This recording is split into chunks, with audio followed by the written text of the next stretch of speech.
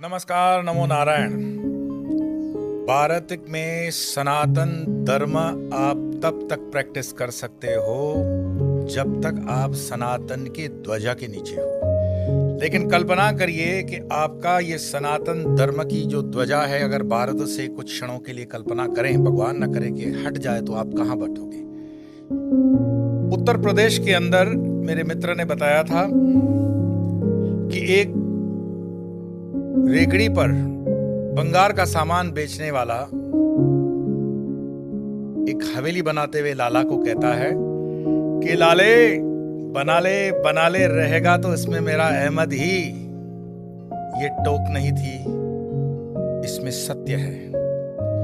Prime minister की high powered committee ने पिछले दिनों जो रिपोर्ट दी है, उसमें सनातनियों को सचेत हो जाना चाहिए, क्योंकि हम बात कर रहे हैं शंकराचार्य जयंती की, और उसमें प्राइम मिनिस्टर की रिपोर्ट कहां से आ गई।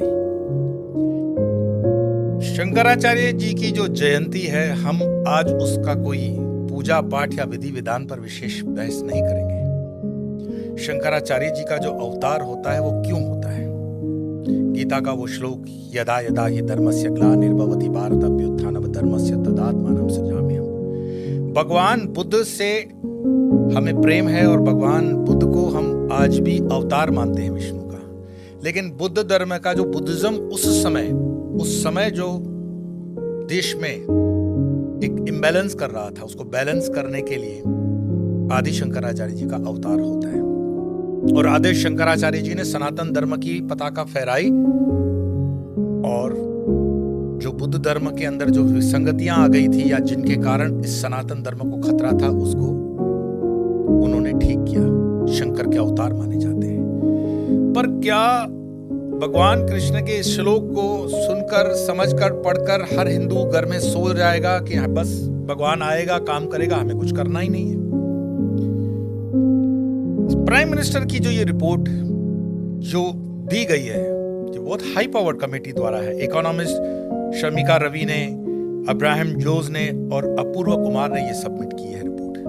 इसमें स्पष्ट बताया गया है कि भारत के अंदर मेजॉरिटी जो हिंदुओं की जनसंख्या है वो घट रही है या घटी है 1950 से लेकर के 2015 के साल तक, और मोस्टली उसमें कांग्रेस के ही साल माने जाएंगे, क्योंकि 2015 के बाद आज 2024 तक उसकी गिनती उसमें नहीं रखी गई है।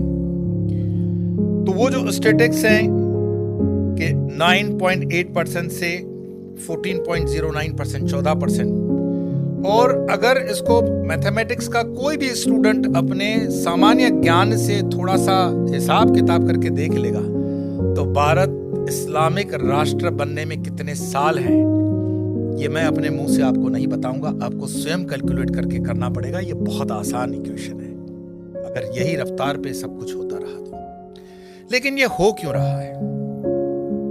इस होने के पीछे का कारण क्या है? कई कारण है, पर इस रिपोर्ट में एक चीज नहीं उल्लेख है। वो रिपोर्ट के अलावा भी मैं अपनी इस चीज को आपके सामने प्रस्तुत कर रहा हूं कि राजनीति का जो स्तर देश में गिर रहा है, और अभी उसमें जो जातिवाद समीकरणों के अनुसार गिनती की बात चल रही है, जाति गणना, अगर कभी देश के अंदर धर्म की गिनती की गई, धर्म के आधार पर, तो हमारे ट्राइबल एरियाज के अंदर, आदिवासी विस्तारों के अंदर, जंगलों के अंदर नाम हिंदू है, कार्ड पे भी वो अपने आप को आदिवासी या हिंदू मनवाते हैं, लेकिन क्रिश्चियन मिशनरी का इतना प्रभुत्व है कि अगर कभी भगवान न करे उस तरह की जनगणना किसी सरफिरे ने करवाई, तो 30% भारत की जनसंख्या क्रिश्चियन मानी जाएगी। 15-20% आप इस समय अगर पकड़े, और कुछ सालों के बाद ये जनसंख्या मुसलमानों की और आगे हो जाएगी, तो अपने आप हिंदू माइनॉरिटी में चला जाएगा।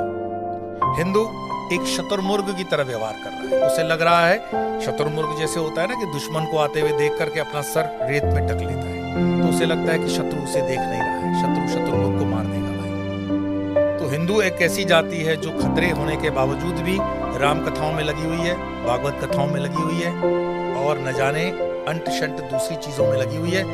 सतर्कता उसके पास अभी भी वो सुधर नहीं रहे हैं, 1000 साल की गुलामी के बाद। मैं इन कड़े शब्दों का इसीलिए प्रयोग कर रहा हूं क्योंकि आज राष्ट्र के लिए चिंतन करने वाला, समाज के लिए चिंतन करने वाले को हम कोई ना कोई नाम दे देते हैं कि ये अंधभक्त है, ये इसका भक्त है, उसका भक्त है। मैं कहता हूं राष्ट्रभक्त। राष्ट्र सर्वोपरि है, फर्स्ट नेशन। और फर्स्ट नेशन इस्लाम की दृष्टि से भारत के अंदर जितने भी मुसलमान हैं, मैं मानता हूं वो सनातनी मुसलमान हैं, वो मेरे अपने हैं। लेकिन विश्व के अंदर जो अरब डोमिनेटेड इस्लाम है, उसमें कभी भी देश की बात नहीं होती। इस्लाम एक अंतरराष्ट्रीय, विश्व का एक धर्म है और सारा राष्ट्र एक करके वो मानते हैं। मैं आपको अपने अनुभव से बताऊं, उन दिनों मैं दुबई में था जिन दिनों गल्फ में वॉर चल रही थी, कुवैत और इराक की। सद्दाम हुसैन से किसी ने पूछा कि भारत के अंदर इतने मुसलमान हैं, पाकिस्तान के अंदर भी मुसलमान हैं, तो मुसलमानों के हिसाब से तो संख्या भारत के पास काफी अच्छी है, तो आप क्या मानते हो कि इस आधार पर जिन्ना ने जो काम किया वो बिल्कुल आज दिख रहा है कि उसको फल फूल लगे हैं। सद्दाम हुसैन ने बिना समय गवाए कहा, I consider Jinnah as the bastard person of Islam. Reason वो बताते हैं कि जिन्नाह एक हरामखोर इंसान रहा इस्लाम के लिए। अगर वो देश 1947 में तोड़ करके नहीं लेता तो 1990 में भारत अपने आप में इस्लामिक राष्ट्र हो गया होता। उसने तोड़ करके हिंदुओं को हिंदू राष्ट्र बनने की सहूलियत दे दी। इसका प्रमाण भी है, ये बात उसने गलत नहीं कही। अगर आज भारत के अंदर 20 करोड़ मुसलमान हैं तो 23 करोड़ मुसलमान पाकिस्तान में, 16 करोड़ मुसलमान बांग्लादेश के अंदर है, 5 करोड़ मुसलमान अफगानिस्तान में है। अगर इनको हम जोड़ेंगे तो 60 करोड़ के ऊपर मुसलमान सिर्फ इसी क्षेत्र में हैं। और सामने मैंने जैसे कहा कि अगर गिनती धर्म के आधार पर की जाए तो 25 से 30% जंगलों के अंदर की आबादी भी हिंदुओं से कट हो जाएगी। हिंदू अपने आप एक अखंड भारत के इस पूरे जाग्राफिया में माइनॉरिटी में आ गया होता। लेकिन सद्दाम हुसैन की दृष्टि से मैं धन्यवाद जिन्ना का भी करूंगा कि पाकिस्तान तोड़ करके उसने हिंदुओं को जीने के लिए कुछ साल दे दिए। लेकिन ये साल कितने कायम रहेंगे ये तो भगवान ही जानता है, क्योंकि हिंदू आज भी जाग नहीं रहा है। आज अगर आप देखोगे कि CAA और NRC की जब बात होती है तो उसका विरोध कोई मुसलमान तो बाद में करता है, पहले हिंदू करता है, सूडो सेक्युलरिस्ट, जिसको हम लिब्रांडू बोलते हैं। ये वो लोग हैं जो रहते भी यहाँ हैं, नाम भी हिंदू रखते हैं, लेकिन हिंदुओं के हितों के खिलाफ काम करते हैं और इनके लिए कोई कानून नहीं है इनको रोकने के लिए। मैं पूछता हूं कि जब CAA NRC के लिए बात चलती है तो कोई इन मुसलमानों भाइयों से भी पूछे कि अरब कंट्रियों के पास तो जमीन बहुत पड़ी है, वो क्यों नहीं एक कानून पास कर रहे थे कि ठीक है जिन मुसलमानों को आना है वो अरबिया में आ जाए, दुबई में आ जाए, UAE में आ जाए। नहीं, वो किसी भी कन्वर्टेड मुस्लिम को अपने अरब देश के अंदर नहीं रखते हैं। उसका कारण मैं प्रत्यक्ष प्रमाण हूं उनके शब्दों में, you are all converted Muslims, you are not pure Muslims. Wahid हरामी गाली देता है वो। अरब कभी भी हिंदुस्तान, पाकिस्तान, बांग्लादेश या श्रीलंका के मुसलमान को अपने समकक्ष मानता ही नहीं है, और ये चीज यहां का मुसलमान भी जानता है। दुनिया में अगर कहीं कोई सुखी से सुखी मुस्लिम है तो वो हिंदुस्तान के अंदर है। हिंदुस्तान में हिंदुओं के बच्चों का रोना यही होता है कि हम बेरोजगार हैं, हमारे पास नौकरियां नहीं है। कौन सी नौकरियां नहीं है? सरकारी नौकरियों की बात। बाकी प्राइवेट सेक्टर के अंदर तो छोटे से छोटा काम मुस्लिम समुदाय का व्यक्ति करता है। हम कहते हैं कि उनके घर में 5-5, 10-10 सदस्य होते हैं। बिल्कुल होते हैं। आप एक जनरल हिसाब लगा लो कि हर व्यक्ति 20,000, 15,000 के हिसाब से कमा के घर में लाता है, 5 सदस्य कमाते हैं, तो उनकी इनकम क्या है? और यहाँ हिंदू का लड़का बैठा हुआ है कि AC वाली ऑफिस में होगी, IAS IPS बनूंगा, मुझे यहाँ की मैनेजर की नौकरी मिलेगी। विप्रो, टाटा जैसी बड़ी बड़ी कंपनियों के अंदर आज भी वैकेंसी है। वो कहते हैं कि हमें जरूरत है लेकिन हमारे पास स्किल वाला युवान नहीं है। तो ये स्किल वाला युवान क्यों नहीं पैदा हो रहा है? क्योंकि हम मेहनत नहीं करते। हिंदुओं का जो युवान है वो मेहनत नहीं करता, गलत धारणाओं में जीता है, गलत ख्वाबों में जीता है। उसके माँ बाप उसको पैम्पर करते हैं। लेकिन मुस्लिम्स के साथ ऐसा नहीं है। हम भले उनको बोल दें ये पंक्चर पुत्र है, अरे भाई, पंक्चर पुत्र मेहनत करके पैसे कमा रहा है और 5 सदस्य उसके घर के पैसे ला रहे हैं। और मैं आपको बता दूं कि भारत के मुसलमान का थोड़ा बहुत जो माइंड चेंज हुआ वो सिर्फ और सिर्फ पेट्रो डॉलर के आने के बाद हुआ।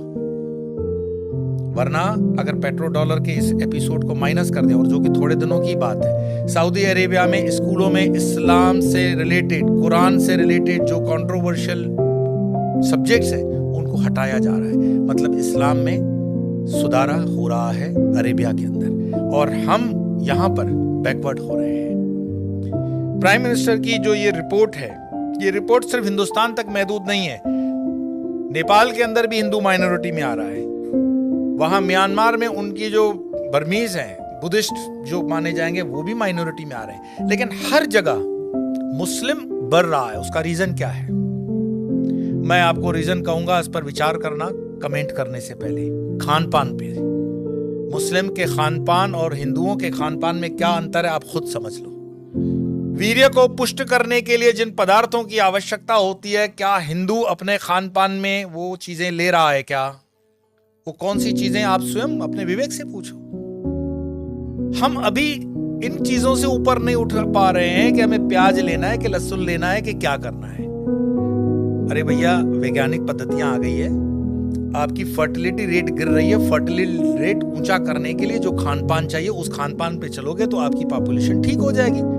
और इसमें हमारे हम्टी डम्टी जो साधु हैं वो व्यासपीठ पे आकर के बहुत ज्ञान देते हैं। और ये ज्ञान कौन सा होता है उनका कि ना तो वो जंगलों में काम कर रहे हैं, ना आदिवासियों में काम कर रहे हैं। उनको तो बना बनाया मंदिर चाहिए, उसमें एसी चाहिए, ठाकुर जी का 5 बार का भोग चाहिए,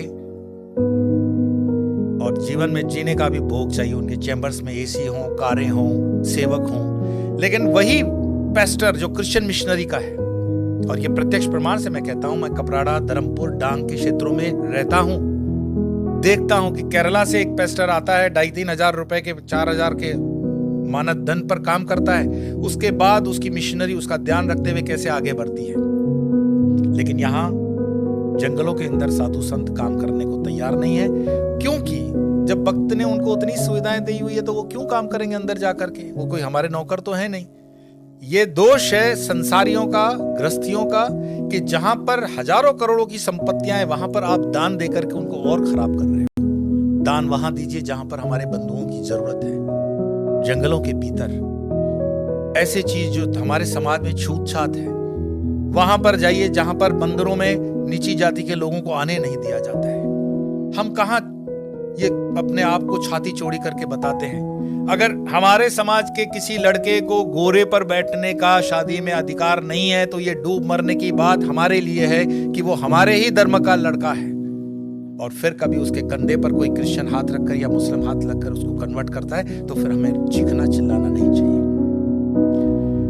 हो सकता है कि पाकिस्तान से ये बात आती हो कि भारत को जो है कन्वर्ट कर लेंगे गजवाए हिंद, पर गजवाए हिंद करने की जरूरत ही नहीं पड़ेगी। कुछ सालों के अंदर वैसे ही उनकी पॉपुलेशन बढ़ जाएगी। आज इंग्लैंड और लंदन की स्थितियां देखते हो, शरीयत का कानून लंदन में लग रहा है, ऑस्ट्रेलिया में स्थितियां खराब हो गई है, जर्मनी में खराब हो गई। ये बहुत अच्छी स्ट्रेटेजी है इस्लाम की कि वो अपने एक्सेस पॉपुलेशन को दूसरे देशों में डेमोक्रेसी की आड़ में बेच देता है, बाद में वहां पे शरीयत का कानून लगवा देता है। लेकिन अरब कंट्री के अंदर कोई भी रेफ्यूजी नहीं रखा जाता है।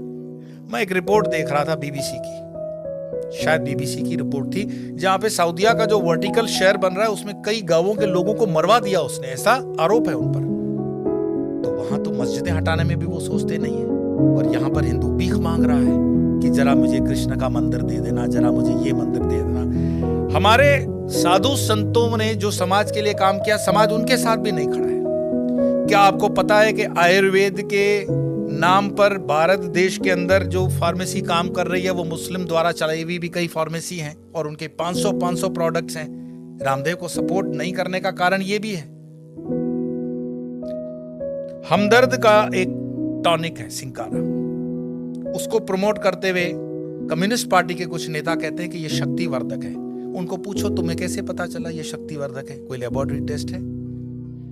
एलोपैथी के कंपैरिजन में जो रामदेव बाबा को कहा गया था, कोरोना के कंपैरिजन में वो चीजें सब पर लागू होनी चाहिए। क्या आपको पता है सोनू निगम जैसा कलाकार जो पिछले कई सालों से फिल्म इंडस्ट्री के अंदर बेहतरीन आवाज दे रहा है, उसने जब खुले से कहा कि इस अजान के कारण मुझे तकलीफ होती है, इंडस्ट्री में उसको काम मिलना कम हो गया, क्योंकि बॉलीवुड की इंडस्ट्री आज भी इस्लामिक फंडामेंटलिस्टों द्वारा डोमिनेट है। मैं आपको और बता दूं, जिन दिनों शाहरुख खान, सलमान खान, आमिर खान स्ट्रगल कर रहे थे, गोविंदा सुपरस्टार था, और गोविंदा को नीचे करने के लिए उसकी जोड़ी में चलने वाली करिश्मा कपूर को आमिर खान के साथ एक फिल्म दे दी जाती है परदेसी।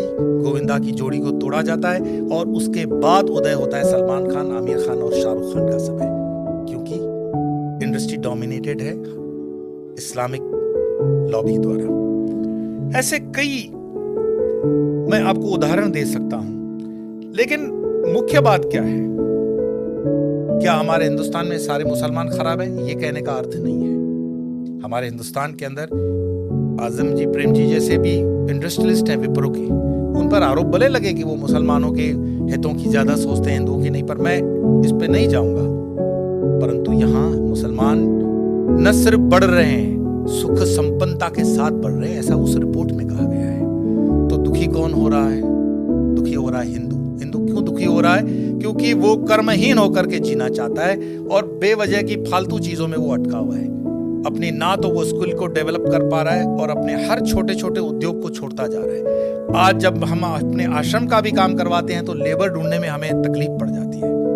देश के अंदर कोई बेरोजगारी प्राइवेट सेक्टर में नहीं है, लेकिन कोई रबिश होते हैं जर्नलिस्ट जो अपना खीसा गर्म करने के लिए, जनता को गुमराह करने के लिए अलग अलग रिपोर्ट्स देते हैं। देश के अंदर आज भी उतना ही रोजगार है, अगर युवान ठान ले तो बहुत कुछ कर सकता है, लेकिन जो आप जगह खाली करते हो वो दूसरा आता है। गुजरात के हाईवेज पे एक पूरी होटल्स की चेन है।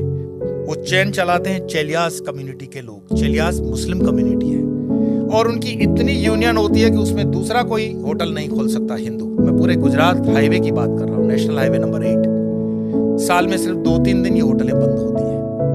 आपकी ताकत नहीं है कि इस इलाके में कुछ काम कर सको। और उनके होटलों के नाम जो रखे जाते हैं इतने मिसगाइडिंग होते हैं कि आपको पता भी न पड़े कि ये हिंदू की है कि मुस्लिम की है। होटल का नाम होता है भारत, नव Gujarat, Tulsi, Kabir, Jai Hind, Sarvodaya, dine in, dine out. किसको पता पड़ रहा है ये इस्लामिक माइंडसेट की होटल है? लेकिन सारे ट्रक ड्राइवर जानते हैं ये अपने वाले की है। लेकिन हिंदू को इतना बुद्धि नहीं होता कि ये किस होटल में जा रहा है, क्या खा रहा है, क्योंकि जीवन भर हमने हलाल खाने के लिए ठेका ले रखा है। हिंदू को इतना स्वाभिमान नहीं है कि वो कह दे कि जो मैं खान पान खाता हूं तो मेरे प्रोडक्ट पर तुम लोग सात्विक, राजसिक या तामसिक का लेबल लगाओ। भाई सात्विक है तो उसको ऑरेंज कर दो, राजसिक है तो उसको लाल कर दो, तामसिक है तो उसको काला कर दो, वेजिटेरियन का ग्रीन तो है ही। हर चीज पे हलाल लगा हुआ है और हलाल का तुम्हें मलाल भी नहीं है। तो कितने में तुम प्याज लहसुन को मत खाओ, लेकिन ये हलाल खाते हुए तुम्हारे बच्चे जो हैं क्या बन रहे हैं? ये जिहाद करने की जरूरत पड़ेगी नहीं उनको। ये साधु संतों को भी सोचना पड़ेगा कि तुम शेर को भी घास खिलाओगे, गाय को भी घास खिलाओगे, क्षत्रियों को भी घास खिलाओगे और ब्राह्मणों को भी घास खिलाओगे। हमने खान पान को बदल करके पूरे डीएनए सिस्टम को बदलने का पाप किया है, और जब इस पाप की हम ठीक से बैलेंस नहीं करते हैं तब तक इस पॉपुलेशन को ठीक करना बड़ा मुश्किल होगा। एक इंसान, ये वीडियो समाप्त करने से पहले मैं बता रहा हूं, एक इंसान जिसने अलीगढ़ मुस्लिम यूनिवर्सिटी का स्थापना किया था, सर सैयद, उसने सिर्फ ख्वाब देखा था पाकिस्तान बनाने का, कि एक ऐसा देश बन सकता है। एक टाइपराइटर और एक इंसान जिन्ना जिसने देश बनाकर दिखा दिया, और ये चीज इतिहास के अंदर दर्ज है।